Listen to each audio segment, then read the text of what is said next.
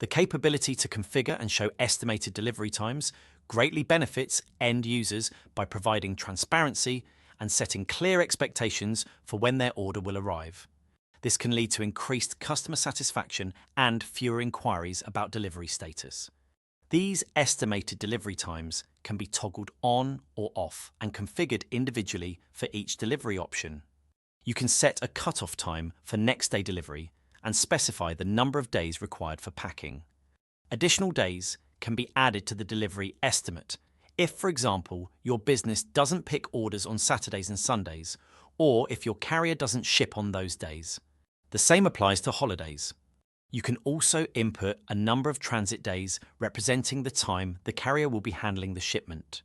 Furthermore, if necessary, you can add additional transit days, allowing you to display a range of estimated delivery times. For instance, entering 2 would show an estimated delivery range of 2 working days based on this configuration.